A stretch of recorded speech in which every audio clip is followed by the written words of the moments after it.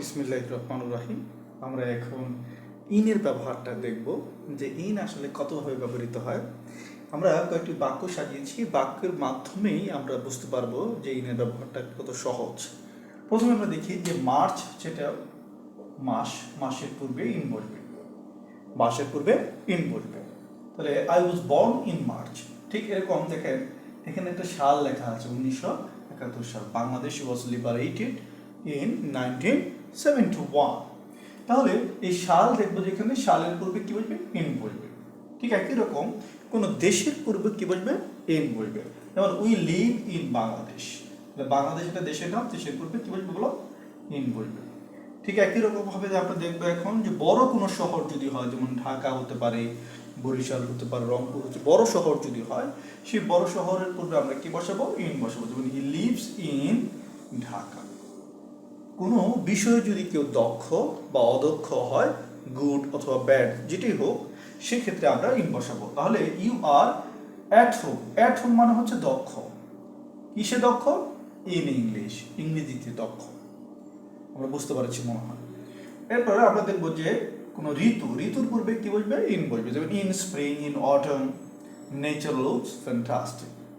এরপর আমরা দেখছি যে কোনো কিছুর ভিতরে যদি অবস্থান বোঝায়, সেক্ষেত্রে আমরা ইন বসাবো। যেমন I am in the kitchen, মানে কি কোথায় আছি? রান্নাঘরের ভিতরে। 20th সেঞ্চুরি, আমরা হচ্ছে বিংশ শতাব্দীতে আছি, সেক্ষেত্রে শতাব্দী বা বিংশ শতাব্দী বা সেঞ্চুরির পূর্বে কি বসবে? ইন বসবে।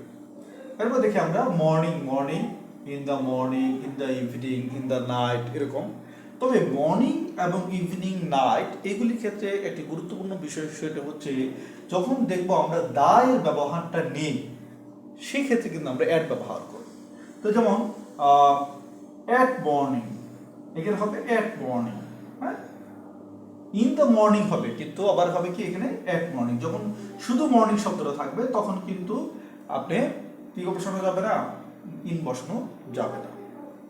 তবে মর্নিং এর পূর্বে যদি আমরা কোনো অ্যাডজেক্টিভ বসাই দেই, কি বসাই দেই?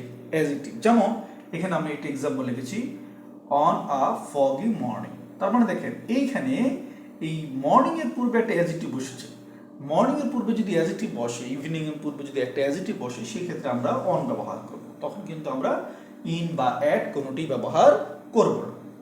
এরপর আমরা দেখছি যে ভবিষ্যৎকাল, ফিউচার টেন্স। হ্যাঁ, ফিউচার টেন্সে যদি কোনো কিছু হবে বা কোনো একটা নির্দিষ্ট সময়ে বলে দেয়, 5 ঘন্টা 10 ঘন্টা এরকম যদি পয়েন্ট অফ টাইম থাকে, হ্যাঁ, সেই ক্ষেত্রে আমরা অবশ্যই কি ব্যবহার করব? ইন ব্যবহার করব। আশা রাখি এই অল্প কথার ভিতরে আমরা হচ্ছে ইনের ব্যবহারটা ক্লিয়ার হয়েছি। তবে সবাইকে ধন্যবাদ, সবাই ভালো থাকবেন। আসসালামু আলাইকুম।